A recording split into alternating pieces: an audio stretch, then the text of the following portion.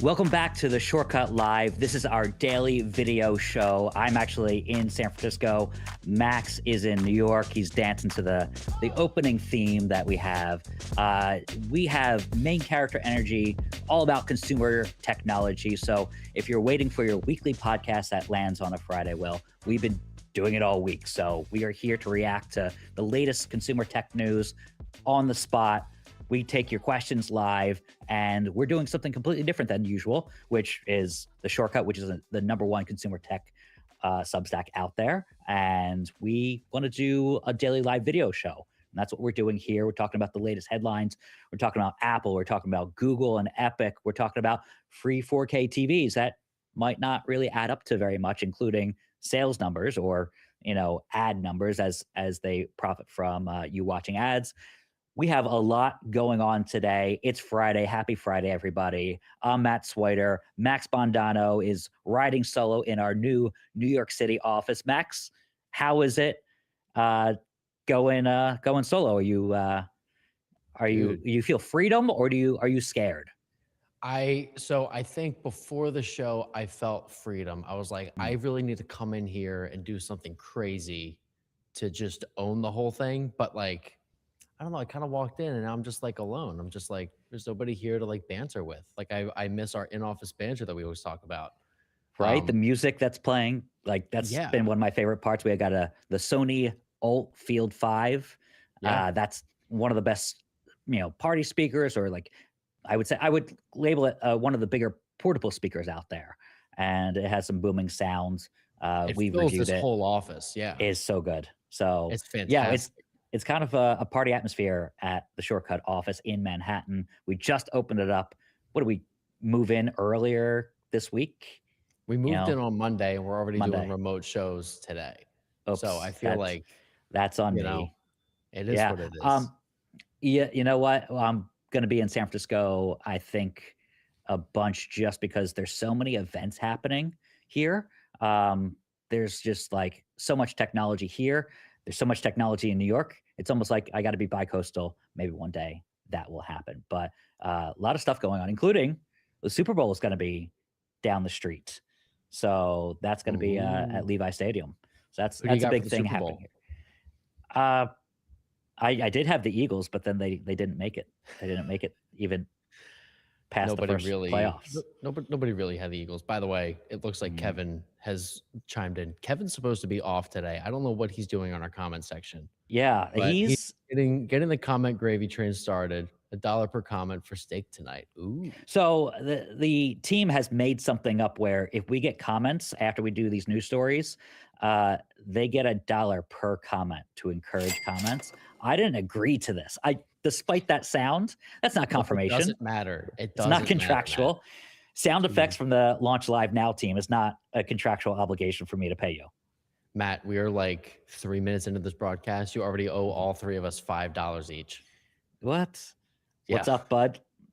My that favorite counts. yesterday was when the one guy, I forget his name, but he left 2 comments, and I'm like, that could have been on one line. Now I owe you Oh guys yeah. $2 instead of one. It's like That was right at the it's tail end too. It was just to jack it right. up a little bit, you know? Yeah, and if they have the last name Bondano, it doesn't count. That's insider trading. It does So, count though. You don't know, like, I have no idea who these people are. Okay. I have oh no control yes, over other you know what? Bondanos. There are other Bondano, I forgot. Swiders in That's a this world. common name. That's a It's common very name. common. Okay. Hmm. Let's Yeah, not even go there. Insider trading. Who am I? Ins- Nancy Pelosi? Man. love being an insider, says Dark Magneto. I think Fridays are $2. No, these made up rules. See? All the $2 each. Bondanos are the same. All right, we actually have a show for you beyond that shtick.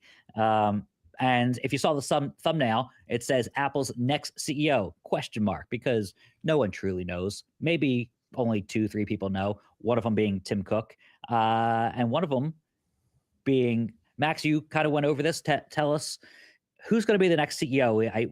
I'm sure a lot of people in consumer tech that are not into the inside baseball don't even know who this is. Tell us about the mystery CEO that may not take over this year or in the future.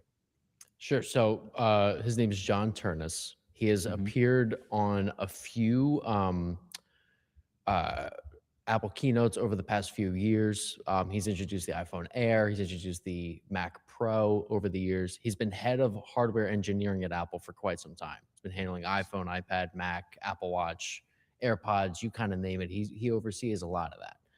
Recently, as of probably October-ish of last year, like very secretly, according to Bloomberg, Tim Cook put him in charge of overseeing design at Apple, which is a very solid indication that they want Turnus to get more experience in other aspects of Apple's business, aka they want him to know everything before he becomes CEO in probably a few years from now.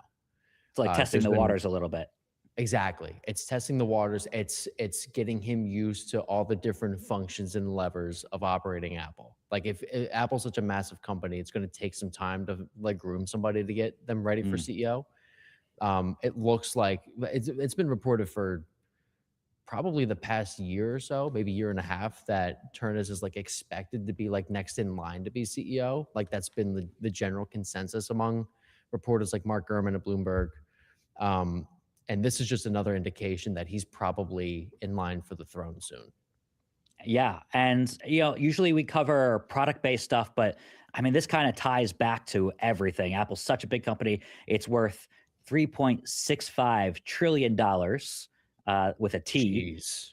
Yeah, so that's our market capitalization, and so it matters. It matters where John Ternus is going to take Apple. It's interesting. A lot of people have left prior to this potential appointment. A lot of executives have departed Apple, so it's almost like you know they're making way for this ascension. Yeah, and Apple stock continues to climb over the weeks and months. Always just a bellwether on how the economy is doing, and it's up and up and up, which is good for the tech sector. So um, it's it's like the people who are still there. You still got Craig Federighi. You still got Jaws there, who's like a staple and A has been legend. there since like 80, 85, I want to say. We've met him a bunch of times. One of the nicest people at Apple events when you go there. And Craig Federighi, hilarious. Probably more known than John Ternus in terms of just Apple keynotes, and has a killer haircut. They call I'll him say Air if Force One. that's right. If it's only for that joke, he is just more well known. He's It's like known. he's like the ultimate mascot at Apple. He is a meme. He is a walking Yes. meme. Every Yes, he time is. he opens up a laptop and gets a big reveal, it's so it's John Ternus. I don't think a lot of people are familiar with him, and it's going to be interesting to see which direction he takes Apple. Not only are they a $3.6 trillion company, it's the case of this is the first CEO shift since Steve Jobs died and Tim Cook took over and made Apple an even more well-oiled machine with production and just assembly of you know iPhones. And like I always found it interesting when I was reporting at Tech Radar. This was kind of like a fun fact. Now it's super widely known, but like it was it was like if iPhone was spun off into its own company, it would still be in like the Forbes like 50 top 50 Yeah. companies, that type of thing. So I always found that really interesting. It is one of the most streamlined companies out there. They have everything down to a science. So who's going to take over that? Are they going to be more of a streamliner and continue what Tim Cook has done very, very well? Or are they going to be more of a visionary where they're coming out with new products on the horizon? On the horizon, Max, like they have a lot of, you mentioned this yesterday in our daily live video show, they have a lot of products potentially in the pipeline. A competitor to the Ray-Ban Neo glasses, these things that people are carrying around and wearing. It's like Apple has not gotten into that market, and they instead had an over-engineered Apple Vision Pro, which is awesome, but there's a little more fashion sense with wearables that are lighter and conform to your everyday living. What do you think is in the pipeline, and how's John Turnus, if he becomes the CEO in the next couple months or years? By 2030 was the estimate, but most people think it's going to happen this year. What's in the pipeline, do you think, for Apple that Yeah, consumers can get excited about? yeah. So every indication that I've seen points to Tim Cook really wanting to make smart glasses. Like I've seen a lot of different rumors saying that he's sort of obsessed with the idea of that being one of the final like product lines that he gets to ship, with Apple Yes. under his belt. Um, Tim Cook is a supply chain guy. He is a master at that, which is why we've seen Apple go so far up the valuation ticker to Yes. almost $3.5 trillion. Um, he hasn't led the company in a visionary capacity. Obviously, we have the Vision Pro, which is a feat of engineering and everything. It's a very cool gadget or whatever. Um, but Apple has taken a far more let's just like sell things that people want to buy route, which is different It's than reinventing the personal computer like Steve Jobs was doing, or just sure. inventing it for that matter. It takes a minimal amount of risk that the company does. Um, Except for Apple Vision Pro, I feel like it's a lot of iterative updates, and then people complain about that, but it's what keeps them being one of the most profitable companies in the world. And also just the sheer scale of something like the iPhone. Um, I always found it funny that people are complaining about the refresh rate not being as advanced as an Android. It's mostly because, and we heard this from uh, one of our analyst buddies, that they can't get enough 120 hertz displays to support the iPhone. The supply isn't there. Android that sells like 1/16th of what a single iPhone line sells can do that, right? They can get the Right. supply. It just takes the world to get from 60 hertz to 120 hertz display. So it looks like Apple's lagging behind because they want to make money, and sure they do. And then they want, to come out with the thing as late as possible to kind of milk the 60 hertz displays. Sure. But it's also a resources thing. You're getting 16 times the amount of iPhones to upgrade from 60 hertz to 120 hertz that next year. That's why it took so long. So it's very interesting to see what Apple's strategy is going to be and how it impacts the rest of the phones out there, because the competition has to keep up, especially if they become an even more forward-thinking, visionary company. Exactly. And I think 2026 is going to be a year where we see Apple really start to experiment with more visionary-esque products. So we will see Yes. an iPhone Fold later this year. Okay. Not necessarily visionary, but visionary for Apple. They've never done that before. It'll be their first flexible screen that they'll ever ship. Then they're going to Um, have something. One of the big rumors out there for anybody who's like kind of getting excited by the idea of a foldable iPhone, it supposedly the rumor is it won't have a crease, which has been something that hasn't really bothered people who do buy the Samsung devices. It's just there. I think a lot of people who don't buy the Samsung devices and like to complain about something they don't spend money on complain about the crease the most. But once you have it, it's actually easy to ignore. But Apple can tout that and market that of, hey, there's no visible crease on that main display for this phone. And they'll come up with a couple other things to kind of one up the competition, which is chiefly Samsung and Google Pixel with their foldable phones in the US at least. exactly. So we'll see something in that arena probably later this Yeah. year. We're looking at some type of a new smart home display, sort of like an Amazon Echo Show. Hmm. It'll have like the screen of like an iPad mini on like a circular speaker base. It's supposed to be sort of like the home for the new Siri, which will be powered by Gemini AI later this year. That's going to We have be a that big shift for the company. massive shift, massive shift. They're supposed to get more experimental in the smart home category. They want more products there. Obviously, the HomePod is underperformed, so we may see some type of new HomePod at some point in the future. Um, that's supposed to be coming out. iPhone Fold. There's a few like weird rumors, like we reported yesterday. The AI Sure. pin may be on the way. Right. It sounds like they are experimenting with the idea at the very least, and that should be something that either comes out or just gets shelved.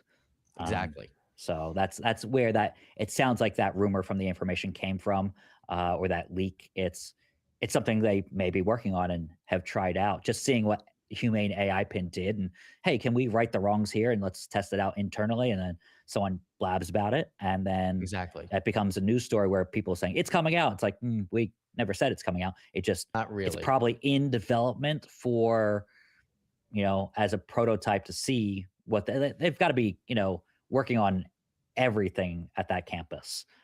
Just it's got to be super interesting to be a fly on the wall over there. But Oh, tons of 100%. NDAs don't allow us to contact the people that are working on that stuff. So Apple's pretty tight-lipped, and they always have been. Yeah. And speaking of being tight-lipped, second story on the rundown: Apple is reportedly hosting an event in Los Angeles, and everybody got into a whole tizzy about what this meant because there was a tweet about a Los Angeles event with a specific date, and people thought, "Hey, it could be new product," and kind of it's new product. It's something actually we mentioned earlier in the week on the Shortcut Live. It is Creator Studio. And Max, what did you think when you saw this? Because I kind of suspected it was a nothing burger, but people kind of blew this tweet up and said it might be MacBooks. Um, None of us think it's going to be the new MacBooks that we are expecting later in the first half. Right. No, it's more than likely not MacBook Pro time. So the rumor with that is Apple's supposed to eventually put new M5 Pro and M5 Max chipsets in the existing MacBook Pro to just like give them a spec upgrade. Sure. There's a larger upgrade with an OLED screen, dynamic island, thinner design coming later this year or early 2027. That's not what's happening here. First half of 2026, we should just see a minor upgrade for the MacBook Pro. But this mysterious event that Apple's inviting people to is Yes. called like an Apple Experience or something like that. And if it's called an Apple Experience, that usually doesn't mean that they have new product. It's more of Mm, just like a, hey, we want you to come check out this thing that we probably already announced. It's not a briefing, it's not right. a keynote. That's typically the language that we see associated with events to where Apple would unveil a new product, right? Like if we get an invite in our inbox, we know it's going to be something new because they say keynote, briefing, something like Yes. that. Not an Right. experience. I've never been invited to an Apple experience. I'm not sure that you have either. No, it's just different language, and the fact that it's in Los Angeles, it just feels like it's for content creators that are out there. That's you know almost Apple wants to court the new people in Hollywood that are creating not necessarily movies, but AI or content that can get a boost from AI. Um, and Creator Studio, for anybody who didn't tune into the show or read the shortcut, shame on you.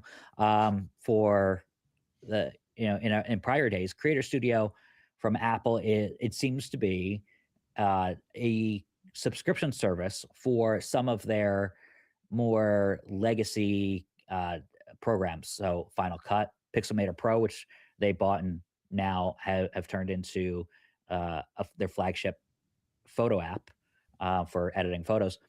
This is kind of introducing creators to what essentially is a beginner's version of what you could do in Photoshop. It doesn't quite go as deep and as far from what I see, but it is introducing some AI tools that Adobe is known for and is still the leading expert at. We use Adobe on our team, so I'm kind of interested in toying around to see what Apple does and doesn't do or can't do with this Creator Studio. Um, we will definitely check that out. I think that launches on what, the 28th. I believe so. And Yes. so that's going to be a whole new suite of software and a whole new way to upsell you because I'm already paying for Apple One, which is like News Plus. It's music, the music subscription. It is Apple Arcade, storage, stuff like that. That's all wrapped Apple into News. one family plan. Yeah, Apple News Plus. I just think they've done so well. Oh, Apple TV Plus as well. That's Sure. in that Apple One subscription. Right. I think they've done so well with making so much money. Again, $3.6 trillion company They're so good at from making money. services. They've done well with services, and it's been their breakout sector when their earnings call comes out. Right, it's always making way more money. Whereas over the years, I remember reporting on a lot of earnings calls at Tech Radar. We don't do as much of those on the shortcut, but we were seeing that iPhone sales were down 1% or flat year over year. There wasn't a lot of growth, even though it's their their biggest product. It's the services sector, which includes all the, you know, the kind of the software you get and the ecosystem. That was making more money year over year. And I think they want to increase that a lot more. Creator Studio is going to kind of fit into that sector. So Yeah. this event will be interesting. It is a lot of influencers. So I want to kind of piece through what is this, what are its limitations. Sometimes we don't get that from some influencers. It's a little too bubbly. Um, and I kind of have us get it in our hands and see what's good and what's not. Can it go as far as what Adobe can do? Probably not in the Exactly. beginning, but we'll see. The fact Yeah. that it's $3 for college students and teachers, right? $3 a month A is massive deal. such a killer price, Yeah. right? It's, you know, you're going to pay what, like $13 a month normally, but Exactly. that's Which is it's still a good already a deal. great deal anyway. Yeah. Yes. I think earlier this week when we were talking about it, I mentioned $13 a month, literally just for Final Cut Pro is worth it to me. Yes. Right. If That's you already didn't enough. spend the $300 on Final Cut Pro 10 years ago, like I had done, then it's a good deal. Now, anybody, you could still buy Final Cut Pro outright. You It's can buy any of these 299 apps for a outright. one-time purchase. Yeah, and that might be a better deal for you that rather than 12.99 a month or $129 a year, if you're going to keep it for a long time. But it may not come with some of these AI features. I'm kind of curious if I have paid that one-time fee, do I have to pay the 12.99 per month just to get the, The Apple AI. Intelligence baked in features, or is there Mhm. like, I already paid the $300. Yes, it was 10 It's years ago, actually but that is such a good question. mm, I actually don't know for sure. I think I you don't think they have to spelled it out. subscribe. I don't Yeah, think so either, but I'm pretty sure you have to. But maybe we'll do a fact check on that later in the show. But yeah, I'm pretty sure you have to pay to get the new AI features right. because you know they need I'd more be of your willing money, to man. pay the, the student price almost, like some sort of subsidized price because anybody You who already own it. I already own it. If someone buys Final Cut Pro outright for Mac and it's 299, it's $300. Um, they're not getting those AI features. That's kind of a weird juxtaposition to put people in. So it comes with Final Cut Pro for the subscription, Logitech Pro, Motion, Pixelmator Pro, Main Stage, and premium content for Pages, Keynote, and Numbers. So the previously free apps on those last three kind of That's has also some just AI AI. features. Yeah, Yes. So they're not going to be paywalled for those three, but their AI capabilities, whatever they are going to be part of that subscription service. So they love the recurring revenue. I think there's going to be a free trial, which will get a lot of people hooked, especially students and teachers. So I well, think I'll it's be giving a it a smart shot. play.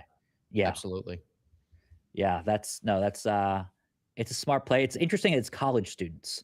I think that is a good call because I know what's going to happen. If you're a student, if you have a kid who is in like first grade, I don't know, if I was a parent, I'd be like, "Oh, I'm just going to take you have a .edu email. I'm going to take your subscription service until you're ready to actually use it." Right? And Look, you use it Matt, for the family. I don't You don't think. condone that? Well, if I condone it, but I'm pretty sure there's like a white list of Sure. colleges Yeah, so that Apple will that's give why you the they're price for. only doing it for colleges, like for the, 4 or so years that They you're have to keep in schmucks like college. you out from like, 100%. playing the system. That's why they did this. They knew Exactly. what I would They knew do. exactly what you were gonna do. That's right. 100%. I'm like, "Oh, does a first grader really need Final Cut Pro?"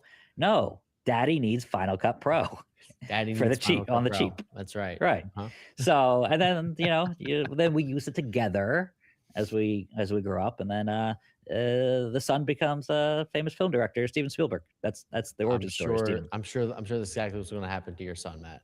I can't wait to see Yes, it happen. sure, sure. Got a few steps before that. Um, Probably. Probably. All right. Uh, some product news because we do cover products and we will show them off in the studio. We have tons of Sony stuff, but this is one that I found interesting.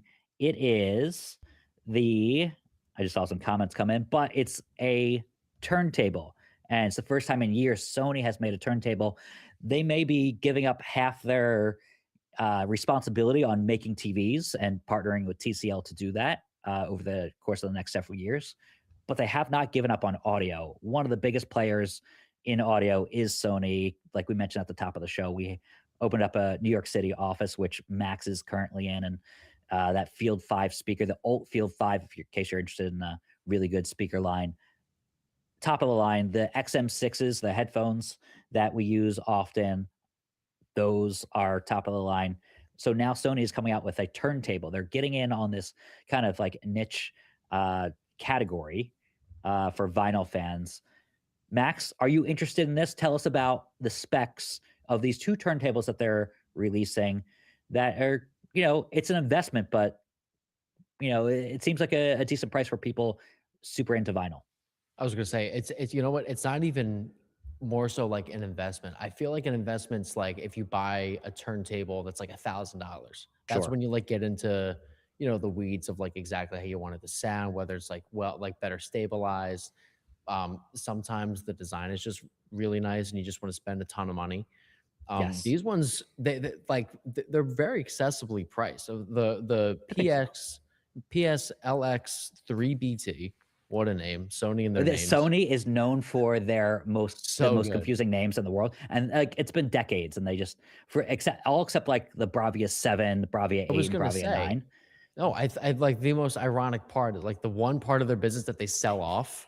That's the only part where they have like decent names. Like I And remember then Bravia. they made a big deal about I guess it was coming up to 2 years ago in March. Kevin and I, our colleague who's off today, Kevin along who? with Adam. Yeah, Kevin. Kevin.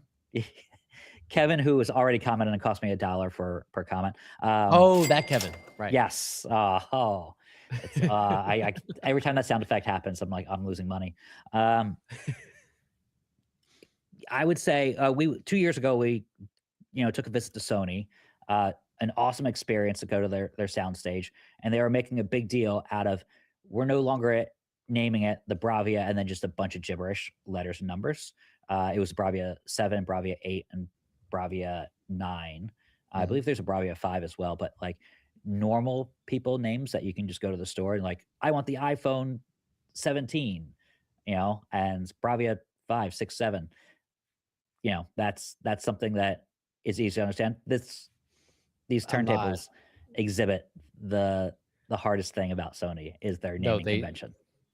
they absolutely do, and it's like it's impossible to remember what they are. Just, Mhm, I mean, yes. the 3BT is the cheaper one. That one's Okay, 399.99. The 5BT is 499.99. Okay. Um, they have very nice designs. They're very clean. They're very sleek. Very modern. Exactly what you want from a modern turntable. sure. Um, they're well stabilized. They have a transparent dust cover. They support any record that you want to play. You have your. Let me. Do I remember the sizes of? They have 45. Matt, help me out here. I think you're old enough for this. 45s. There are 33s. Even from afar, he still gets in the age of swipes. There's one that starts with 70. Is it 75? Something like that. Anyway, they'll support all the records that you have in your Okay, collection. Obviously, they have some modern features, as any good 2026 turntable does. Yeah, Bluetooth connection, which I fail to really understand with turntables. I don't quite get why you want Bluetooth. I have a turntable at my house that's Bluetooth, and you can play through like the crappy speakers that it has built into it. sure. I don't really want It's that. nope. I That have I if you're have the going old Field for 5 for that. right, It's a little bit peculiar. It's a I little think bit. go ahead. It's cluing me in on why it's named PS-LX3BT. I guess 3BT and 5BT stands for Bluetooth. Like, did you have to It name it has that? to. Right. It's a little bit odd. It's a little bit odd. I I don't just feel like they throw dartboards at Sony for their naming convention. That's really, the best news for Sony is that's what we beat them up for is, just like, oh, you could have had a better name. Great product. Could have had a better name. That's it. I'm So just that literally it's never gonna remember this name ever. no, and it's hard for us to recommend. That's what we do. We recommend products to people. They buy it sometimes through our affiliate links. Great. Uh, it's that's the only catch is it's a confusing concept. Samsung does the same Exactly. thing sometimes. I was recommending someone wrote me a note of what Samsung TV to buy, and yeah, oh, there we are in a nice living room with some Sony. Or no, this is the telly, right? This is sorry, kind of flipping to the next story already. I was gonna say, what are you doing jumping around here? You don't No, wanna my hear about window. my favorite part about the turntables? Sorry, my preview window landed on top of the thumbnail for our next segment, and I thought the video team That we put us jumped in to the it? television, and I was like, "Oh, that's really crafty. We're jumping ahead, guys." That was Not my fault. quite. Not You know, quite. No, it's that's all good. that's when you don't have the monitor and in the in studio setup. Oh, There you exactly. go. But yeah, I'm let's living the dream to out wrap here. up Sony. It's available for pre-order now. It comes out February 5th and 5th and 6th are the 6th. ship dates. So, Right. so they're staggered. Um, yeah, there's definitely an audience for this because we see every Black Friday people clicking through our links on the shortcut, buying, I would say, these record players, these turntables from companies that you don't really know their name, right? Sometimes they have a big name, but there's a lot of like niche players out there, and there's not a lot of Sonys in this market, and it's like they're returning to this market for the first time in years. So that's a significant thing that Yeah. Sony's back in the turntable game, I and think it's it's not incredibly overpriced. smart. Yeah. No, this is a very smart move because vinyl sales have been up every year for like the past 5 years or something like that. There's always Right. like some monumental jump because people are just obsessed with vinyl all over again. Yes. I Yeah. think one of the coolest features with this thing is you can play the record and you can record it to a digital file if you want to. So you can play the whole Mm. thing, record it to MP3s and rip it. You get like that crisp sound quality from a vinyl. Like that's just, I find that so cool. Yeah. So there's a lot of functionality built into these things. Again, shipping February 5th and 6th. We're gonna try to get some into the studio to test them out. I already put in a request, so we will see Did what you? happens. I did. Let's I let's did. get in some, like, that's the thing about our office is that it's just built for testing big stuff, and this is what we're designed to do. This is why we have the office. It's to test out refrigerators, like things we couldn't test before in Manhattan in our Exactly. separate apartments. Like, why not just have a chill space where we play music through the Sony speakers and really get a feel for how good they are in a larger room. So we have 5,625 square feet. Not that we're counting, but I'm counting. There you go. That's it. Um, yeah, I'm super excited about the next thing, which I kind of jumped ahead on for a second, because my preview window landed in the exact frame of the TV as we go through the rundown. And I was like, oh, are we appearing inside the TV? Is this like a little new layout? But it's not. It's the telly. And Max, please tell me about this. Not I'm jumping off of this live stream. I'm not doing those jokes anymore, Matt. I told you. that I told you that in confidence. I the was like, Matt, you have to stop making puns. I'm uncomfortable. I mean, I think I get $1 from Max every time I make No. a pun, and then he complains about it. What a There we great go. way to Get the even the money score. back. This Get the is money back coming terrible. back to me. So the telly, I don't know if everybody knows about it, and I'm pretty sure now that we're seeing these sales numbers for this free TV, 35,000 got sold Units shipped. recently. Yeah, Yeah. shipped. Right. So not the best numbers for when you're marketing a free TV. So like But yeah, the whole goal with this TV was to ship like 500,000 units. They've only been able to ship 35,000. Who's to say whether all 35,000 are even in use at this point? that's my biggest thing, right? And do they So count I when reviewers have it? Do they count those? That's always a question I have when, they're sending probably, 1,000 or more out to like influencers and stuff like that. Does that get counted? exactly. Do employees having it in their house count? So like 35,000, it's a number. How accurate is that number even? Who's to say? And it was a very peculiar TV when it came out. The whole premise of it is who doesn't want a 55-inch 4K TV in their home for free, right? You can get a free Yes. TV, brand new, decent picture quality, whatever. Like it's just a good enough 55-inch TV. The way that they're able to sustain that is by shipping a second screen underneath of the TV that just runs ads so Yes. that your living room becomes a billboard. So they just have ads constantly running on this TV. So anytime you turn it on, you have a widget that shows you like news that you don't care about, weather for cities you probably have never been to, Sure. and random ads for products and things of that nature. It's almost like it's like the worst of like TikTok Shop, but like below your television, and you have to see it every time you turn on your TV. It is very offensive. I know somebody with one of these TVs. One of my girlfriend's best friends from college. I visited his apartment and I see this TV sitting there with this second screen. And I was like, please don't tell me that's one of these free TVs. He's like, oh, it absolutely is. I had him write us a statement as to whether he likes it. You can pause this if you Okay. want to read the whole Uh, thing. yeah, I'm super He interested in this. I haven't voices seen this yet. Yeah, so he voices his opinion on this TV.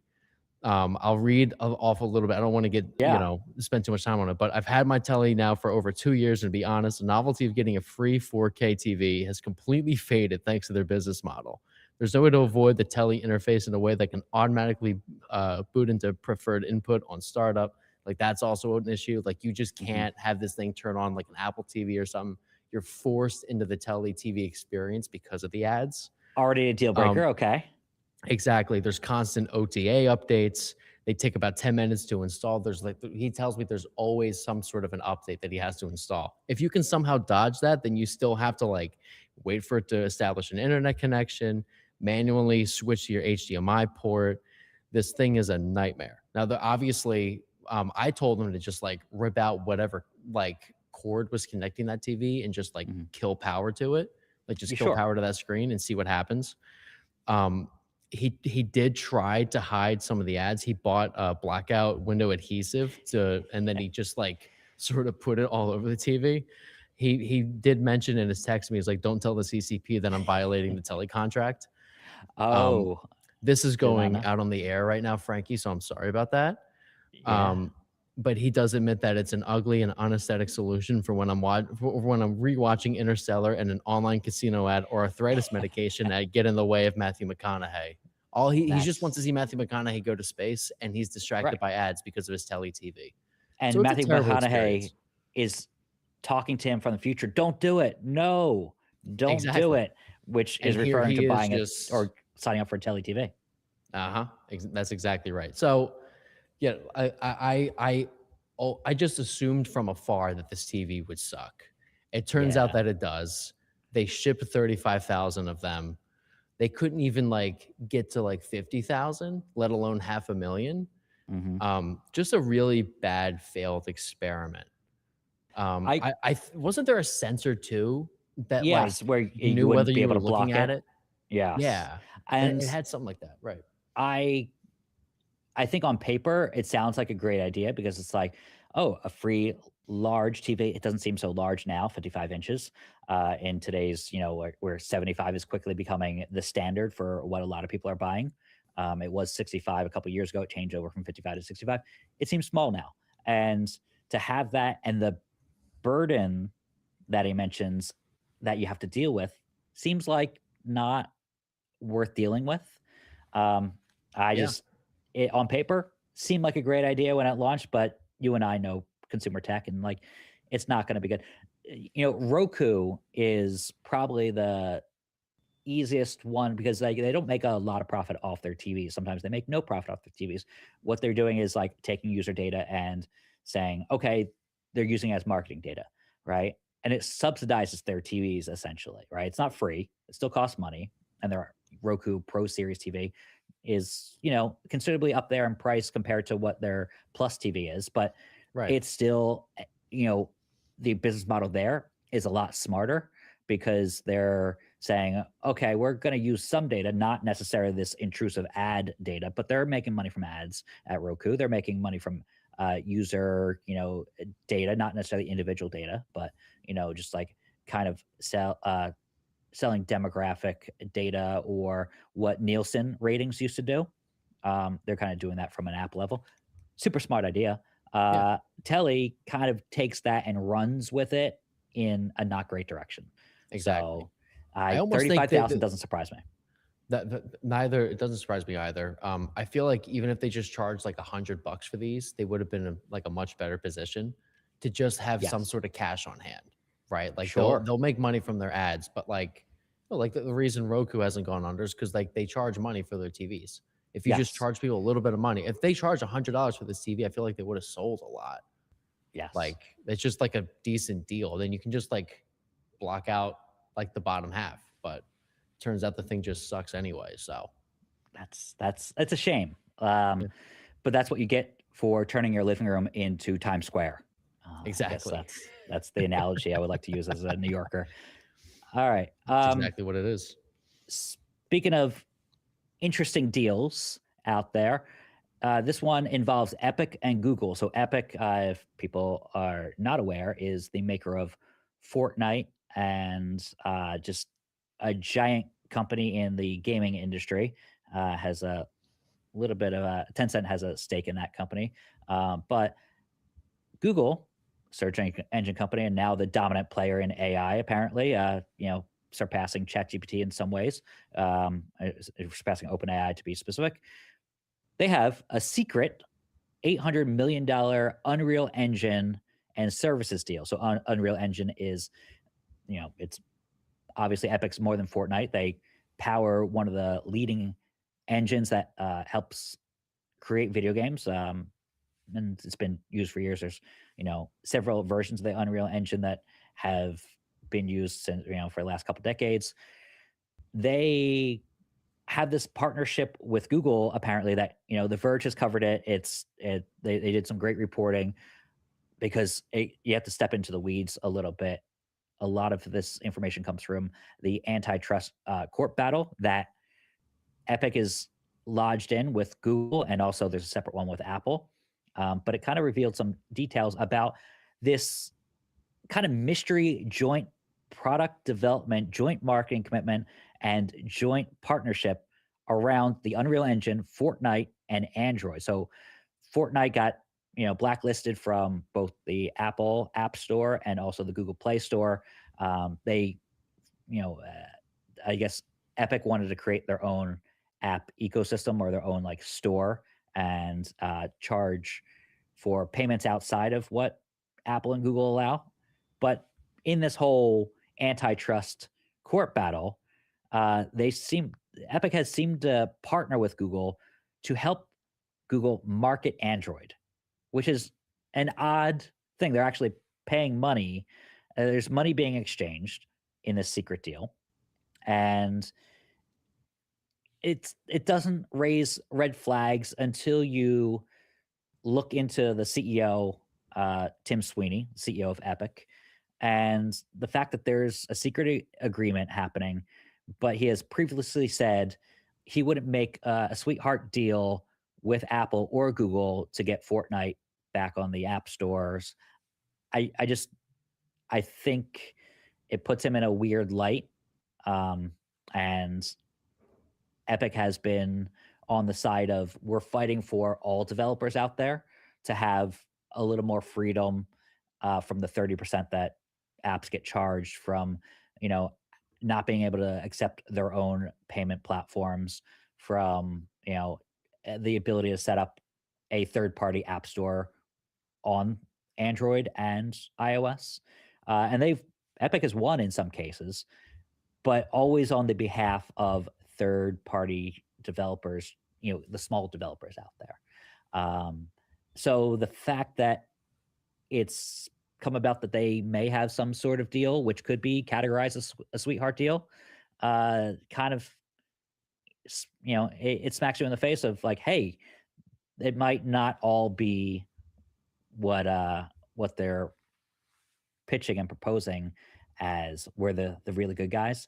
I have always found the fight between Tim Sweeney and Epic and Apple just very interesting. There's no winner in that situation, because there's a lot of backbiting going on. But I just I found this story very interesting just because $800 million is not a small amount of money, and Unreal Engine, a big thing, Fortnite, giant. Um, I just wonder how it's going to change the relationship between Epic and Google, and if this deal, this secret deal that is happening, makes the judge in the case was saying it feels like this settlement that could come about from this court battle could be softened because there's a secret backroom deal happening. And I think that's the interesting part about it. Max, what's your take on this? It's a little bit of inside baseball shenanigans, but it does affect the consumer in the technology world because it's stuff that's happening behind closed doors that we don't know about or didn't know about until this antitrust court battle kind of revealed that. Right. Yeah. No, it's a very interesting deal. I think it's fascinating to hear about um companies that seem to be, at such odds, in the court system and Hmm. like trying to figure out how to work together. Meanwhile, like they're so willing to work with each other behind closed doors. And it's like, why put on this charade of like we need to like stand up for ourselves or whatever? Like you two already get along. Like just publicly get along. Like what are we first off, like what are we fighting over? Secondly, though, Charade's a I'm good like, name for it. yeah, That's it's that's all this seems to be. It's just like this huge, I guess maybe to get more money or something like that. I don't know. mhm. Um, but I think like the other half of this though is like this deal is sort of set up to it's for Epic to help promote Android and it's for Google to help promote Fortnite. Right, which seems it's fine on its face. That's not out of the I ordinary. I suppose so, but I'm also like as like Fortnite is one of the biggest games in the world because it blew up 100%. naturally, organically. Yeah. Android has 70% market share Hmm. like around the Around the world. world. Yeah. I'm just curious, like how much of an effect does this $800 million deal have on either of those platforms and their popularity? Because Fortnite Sure. has not died down at all, and Android is still 70% of all Yeah. smartphones in use. Yeah. I'm not thinking of anybody specific, but what gets me is sometimes you'll see people talk about, ethics in the YouTube space or the creator space, and like how we need to, be more transparent and so forth. And then they're taking the same deals that from manufacturers that, you know, shouldn't be happening. It's like, okay, if you do one of those things, that's not bad. But if you're doing both, then it's almost the hypocrisy of it. So the fact that Tim Sweeney said, he wouldn't take these sweetheart deals, and all of a sudden there seems to be what I would classify as a sweetheart deal if this deal does come about for $800 million. I think that's a little, in my opinion, just a little odd and smacks of that potential hypocrisy. But it's all alleged. Exactly. We'll This see. this feels more of like a is almost like the dating world. If this feels like a situationship more than like a relationship. They haven't made it Right. official yet, you know? They They're haven't. not really they're avoiding labels for now.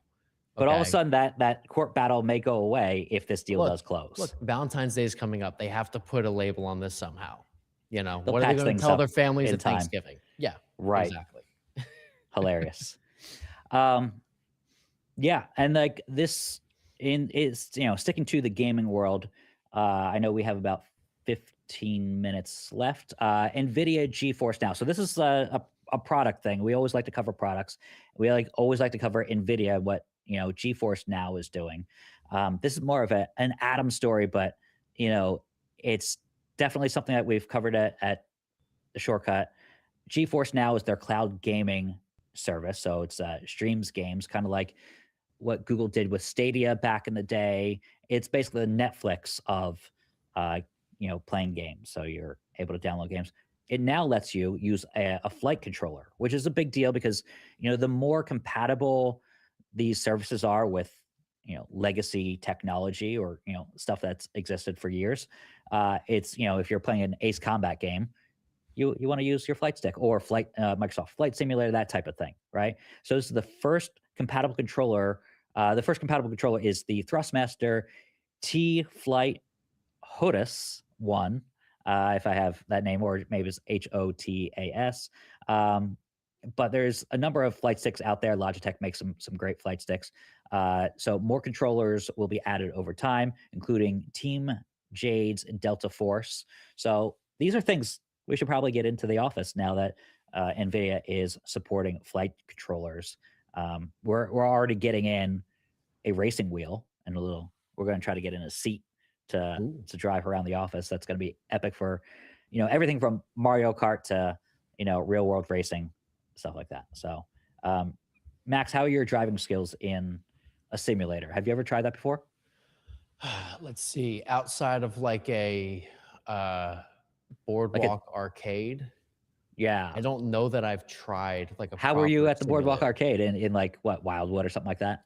Dude, I'm pretty good, man. I'm Yeah. pretty good. I'm not gonna Like lie. I know my way around the simulated racetrack and like crisp like 480p. Like yeah. just I'm not bad. I'm not bad. I feel like I can Nice. control the wheel pretty nicely. How about you? Yeah. I don't think I've ever seen you try a racing simulator. I'm pretty great at Crazy Taxi. So You're that pretty is great.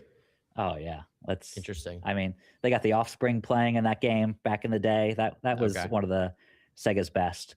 No, I'm a big fan of racing games. San Francisco Rush. I like crashing into things too. They're, my Oh, it's favorite fun. game.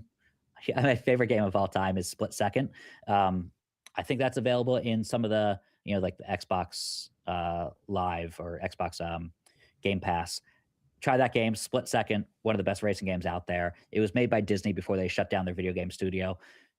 The best game, period, for me. Wow. Lots of fun, and yeah, I'm a big fan of arcade racers, but there's just not enough of them these days. But you know, we'll try to get some of those in. But going back to the flight The flight stick, simulator. Yeah. I I am super interested in trying out the Microsoft's you know ability to map out Manhattan and fly over Manhattan in Flight Simulator. Every once in a while, when we go to like a Samsung demo, their monitors are showcasing Flight Simulator, and it's just really cool. I'm like, oh, I see my apartment, and now I'm going to try to hunt down the office because it's all super realistic. But having the flight controllers in there is a big thing because you want that in NVIDIA GeForce Now. It's just another selling point for making them the dominant Netflix of video games out there, um, especially as Xbox kind of tapers off on that idea a little bit,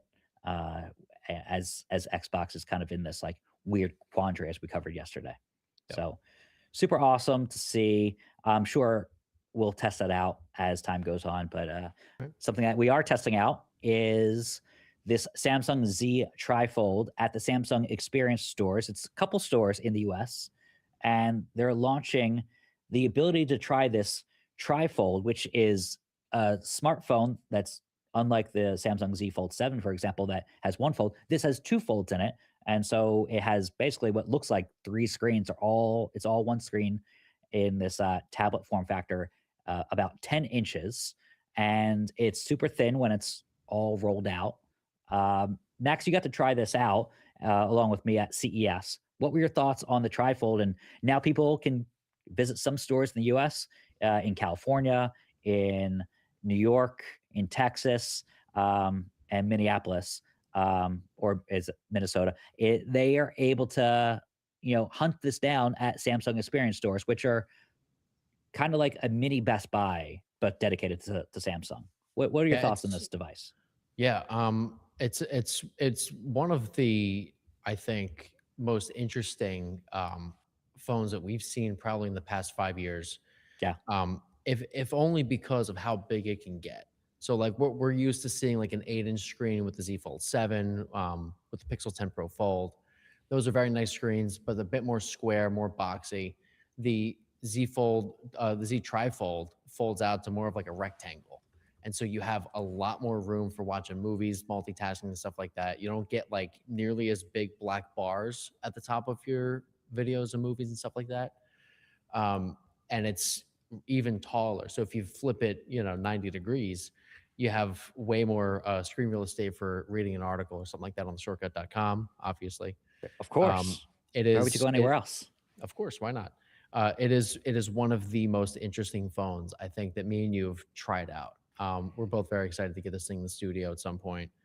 I'm just curious how like multitasking is going to be on it because like we've seen some of our friends like Michael Fisher use it as like their primary PC on the go. Like they're using this thing with floating windows and stuff like that on like a 10-inch screen, which really isn't that far from where laptops used to be. There was a MacBook Air that was 11 inches. Like we're encroaching on, laptop size screens here with these foldables.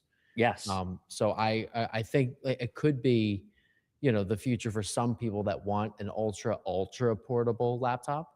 Sure. um, I don't think for me and you we're at that point yet, but for like general word processing and email management, it could the be interesting. theory the theory is there for this to become like a laptop replacement in certain situations, and I'm already feeling that when we go to like Mobile World Congress, which we'll be going to around this time next month, or we'll be at least wrapping up other events to Yeah, prep for Mobile World Congress. um, Having Google spreadsheets open for the MWC awards that we do, so handy. much handier than like trying to get a simple iPhone screen to function in Excel or spreadsheets. So Exactly. I I really want it for that show. Maybe we hit up Samsung and be like, if you have any review units available, let us test it for Mobile World Congress. So if they have availability, that would be actually a really good idea. Just making show notes right now. Um, Exactly. I speaking think. of, yeah, good. Oh yeah. Oh, I was going to say, I I see think the some only thing we comments don't know yet. Oh, yeah, we do have some comments. I don't think we know the price yet for the Trifold. I in think the that's like the US. one thing Yeah. we're waiting for. Yeah. Yeah, and like you can translate because it's already out in Korea. It came out in December in Korea, late December. Um, I You can translate the price, but it's not going to be inexpensive. It's going to be a pricey Right. foldable. So, It, it, yeah, it, some it, getting look- some of the comments we got. Yep, it looks like, Pre Yeah, but yeah, one of our good friends, Adam Wiseman, is asking for our prediction of performance mm. between the Z Trifold and Huawei's Trifold Well, that they the have. most important distinction is we'll be able to get the Z trifold because it's actually coming out in the US, unlike Exactly. Huawei phones that fold or Huawei phones that don't fold. Uh, Huawei being on the ban list kind of nerfs that comparison. But I just, from what we've seen and what we've experienced from going to Huawei launch events back in the day, they make a much better product than should you expect from a company that was kind of like the cheap version of an Android phone back in the day. They've gotten a lot better, especially with durability. And the fact that they were the first out there, the first that we saw out there with a trifold phone, um, they're going to keep improving upon that. Versus this is Samsung's first trifold phone, so it'll be interesting to see how they apply their expertise and get better and better. I think Huawei's deeper in the experience of producing a trifold phone, but Samsung is, I know their software really well. I like their experience. They have, native Google on there in terms of, Exactly. the Google services that Gmail and so forth without having to sideload stuff. I think that's very important.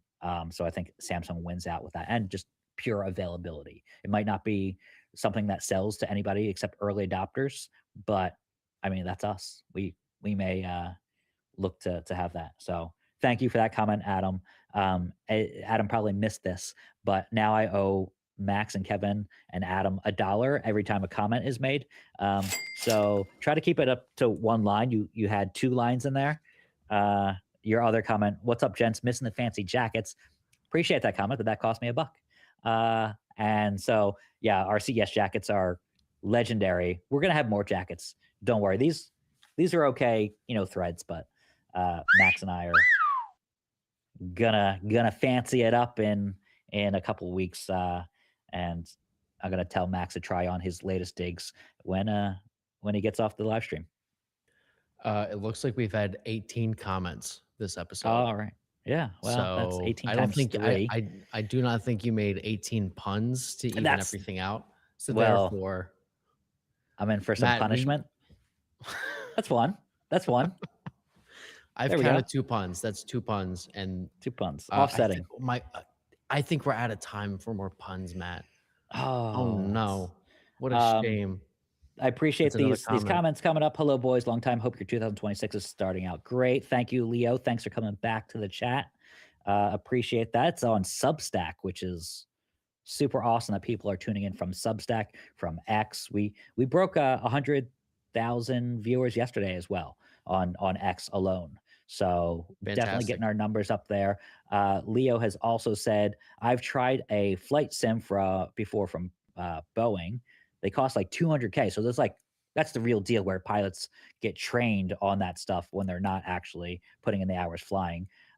Cool company in New York City called the Squadron, former Israeli fighter pilots that teach team leadership. So like we've seen that on the news where people are using these flight simulators for testing like really bad weather and stuff like that. It doesn't replace actual training, but like it's a supplement to that.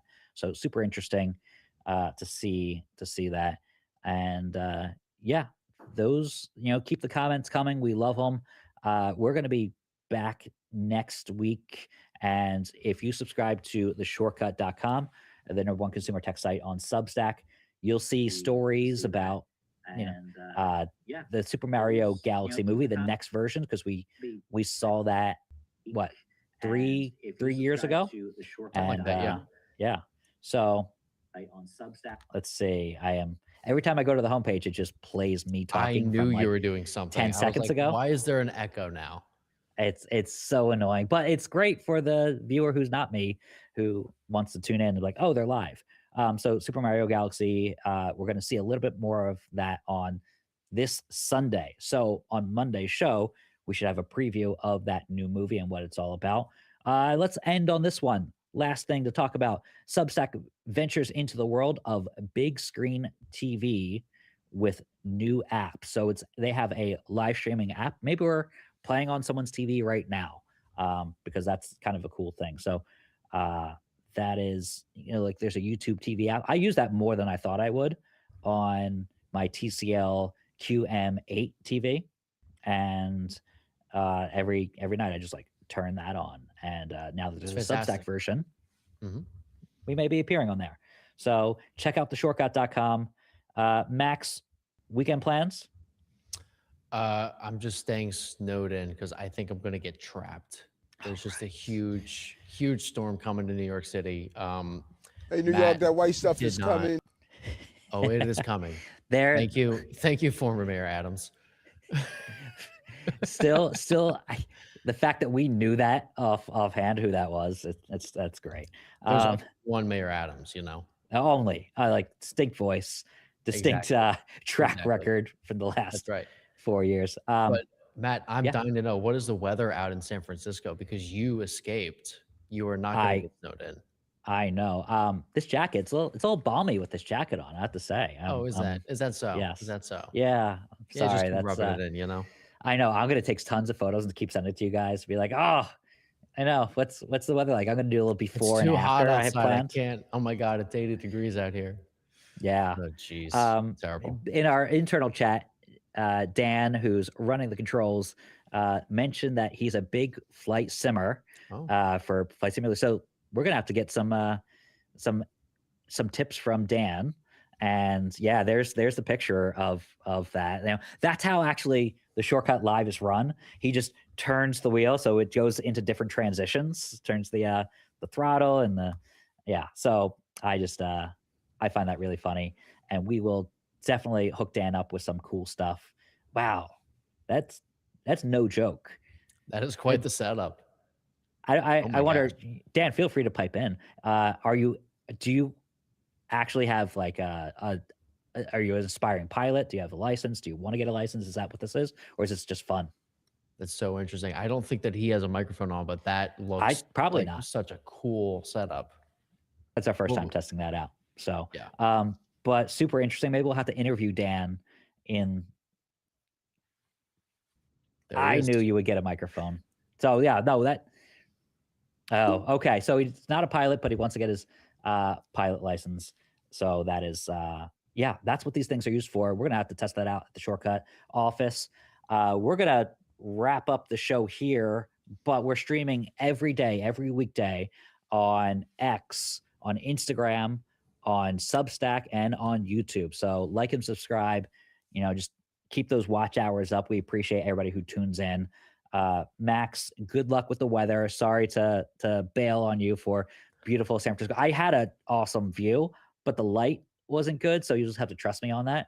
And check out my Instagram stories to where I'm rubbing it into Kevin and I was going to Max. say, you are not sorry at all that you left. I'm not. You knew I'm what you not. were doing, leaving us stranded here, having to work I in our know. brand new office all by ourselves. And like according to the weather reports, I may land and like the whole thing might blow over, hopefully. So We will see. we'll see what Monday has in store for me, but we will be back on Monday, 1 p.m. Eastern, 10 a.m. Pacific. Join the Shortcut Live. Leave us some comments and tell your friends about the show. It's the only, I'm going to say it's the only live video show about consumer tech out there. And then I'm going to say starring Matt, Max, Kevin, and Adam. Just to like, there's probably no 4 people with those names that are doing a live consumer tech show. So, Exactly. yeah. Wearing but thank cool you, jackets. everybody.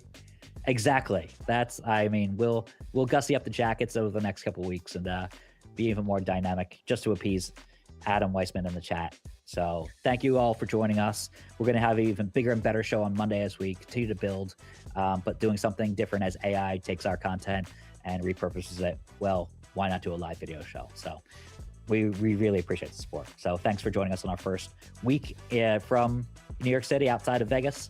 And yeah, we will see you on Monday. Awesome. Stay safe, everybody. Bye. Stay warm.